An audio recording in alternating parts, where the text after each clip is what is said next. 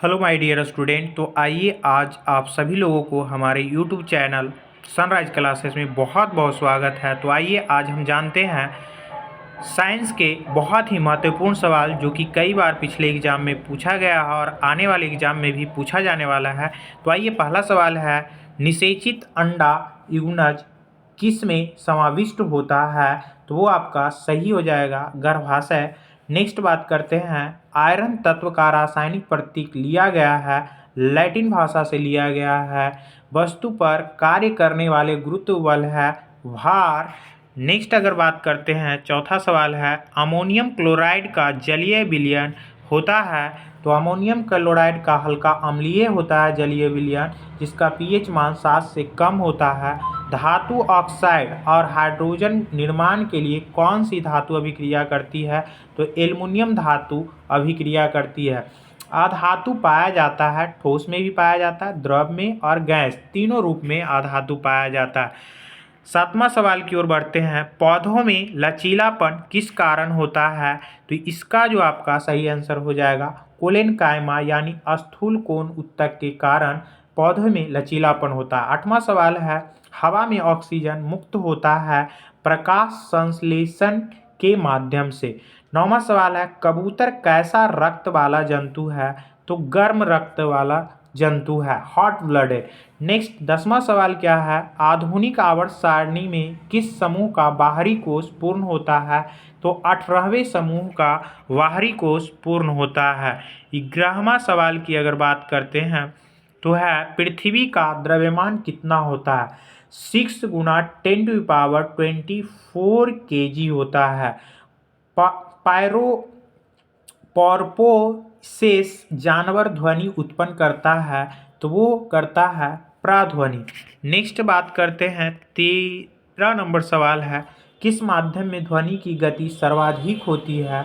तो ठोस जो माध्यम होता है वो ठोस माध्यम में सबसे अधिक ध्वनि की गति होती है। सुचालक का प्रतिरोध निर्भर नहीं करता है दाब पर। ऑक्सीजन और हाइड्रोजन के द्रव्यमान का अनुपात कितना होता है? तो 1:8 होता है। वह प्रजनन जिसमें पौधे का एक हिस्सा नए हिस्से में विकसित होता है वानस्पतिक जनन या वर्धी जनन बोलते हैं। नेक्स्ट 17 नंबर सवाल की अगर बात करते हैं तो ये हो जाएगा, धोबन सोडा के एक अणु में पानी के अणु उपस्थित होते हैं 10। मछलियों के हृदय में कितने कक्ष होते हैं? तो 2 कक्ष होते हैं, 2 कोष्ठक पाया जाता है। 19वां, लेंस बनाने के लिए उपयोग होता है पानी, कांच और प्लास्टिक। नेक्स्ट अगर बात करते हैं 20वां नंबर सवाल है, धातु के किस गुण के कारण पत्थर बनाने में आसानी होती है? आघात वर्धनीयता गुण। जर्मेनियम, आर्सेनिक, सेलेनियम, ब्रोमीन के परमाणुओं में कक्षाएं होती है, तो 4 कक्षाएं होती है। नेक्स्ट 22 नंबर सवाल की ओर बढ़ते हैं, परमाणु के भीतर न्यूट्रॉन द्वारा प्रोटॉन पर आरोपित बल कौन सा बल कहलाता है? तो नाभिकीय बल होता है। अमोनियम क्लोराइड का पीएच मान होता है 7 से कम।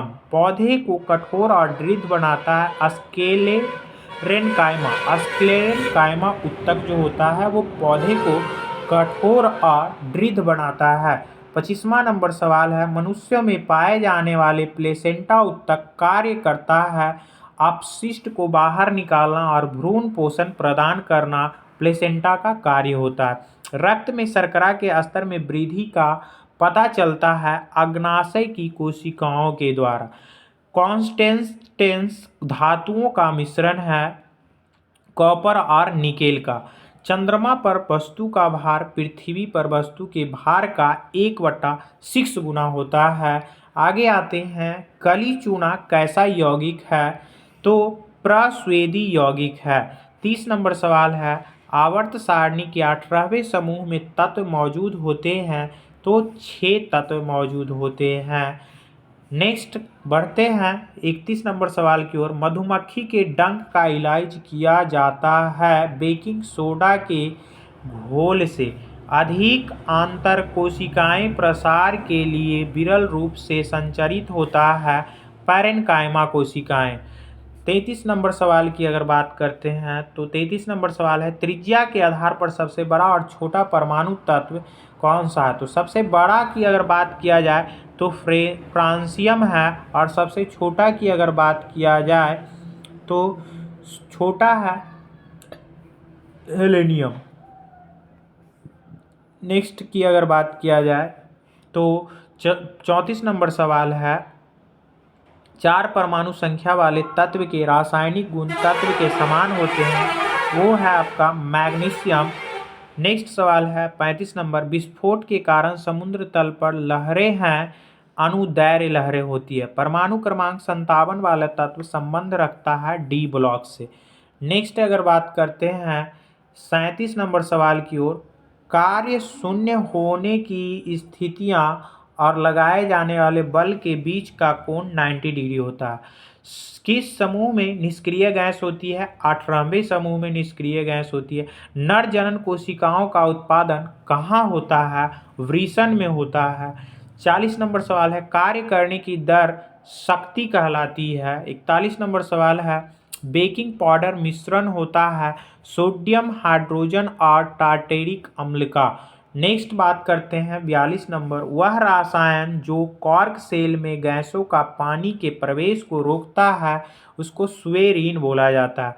43 नंबर सवाल है, पौधों में स्रावित होने वाला वह हार्मोन जिसके कारण उसका तना सूरज की रोशनी की ओर झुकता है ऑक्सीन कहलाता है, ऑक्सीन बोलते हैं उसको। नेक्स्ट है, पहाड़ से गिर रहे पिंड में ऊर्जा होती है, गतिज और स्थितिज दोनों ऊर्जा होती है, गतिज ऊर्जा भी होती है और स्थितिज ऊर्जा भी होती है। विद्युत बल्ब में कौन सी निष्क्रिय गैस होती है? तो वो नाइट्रोजन गैस भरी होती है जो अभिक्रिया नहीं करती है किसी अन्य गैसों से।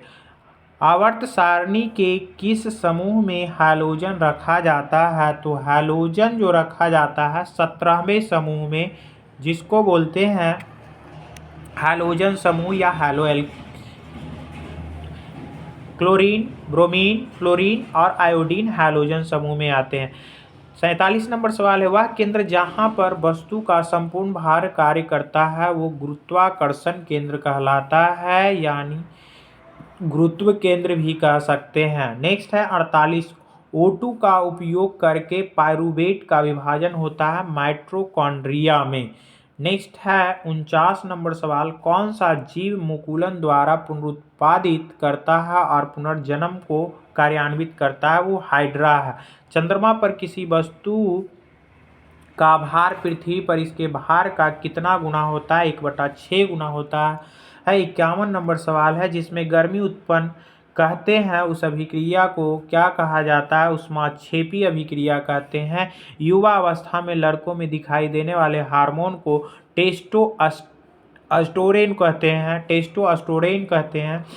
परमाणु संख्या के आधार पर तत्वों को वर्गीकृत किया था मोसले ने। कैल्शियम हाइड्रोक्साइड का सूत्र होता है CaOH का Hal2। 55 नंबर सवाल है, 5 से 8% एसिटिक एसिड को कहा जाता है सिरका। 56 नंबर सवाल है, सैटेलाइट और पृथ्वी के बीच आकर्षण का गुरुत्वाकर्षण बल किसको तेजी प्रदान करता है? अभिकेंद्रीय बल को। 7वां है, दूध वाला दूध के अम्लीकरण को रोकने के लिए मिलाता है बेकिंग पाउडर, यानी अम्लीकरण जो होता है यानी खट्टा हो जाता है या फट जाता है तो बेकिंग सोडा मिलाया जाता है। चालक तार द्वारा PVC कोटिंग करके रोका जाता है शॉर्ट सर्किट होने से। बादलों का सफ़ेद रंग होता है प्रकाश के प्रकीर्णन के कारण। और लास्ट आपका है 60 नंबर सवाल, 1 किलोवाट घंटा कितना जूल के बराबर होता है? तो 36 लाख जूल के बराबर होता है। 1 किलोवाट घंटा आपका 36 लाख जूल के बराबर होता है, या कह सकते हैं 3.6 × 10⁶ जूल के बराबर होता है। आज के लिए इतना ही, धन्यवाद। ये सारे सवाल बहुत ही महत्वपूर्ण और इम्पॉर्टेंट है आने वाले एग्ज़ाम के दृष्टिकोण से, तो आप लोग इस वीडियो को लास्ट तक ज़रूर देखें और कम से कम 2-3 बार ज़रूर रिपीट कर लें। थैंक यू, धन्यवाद।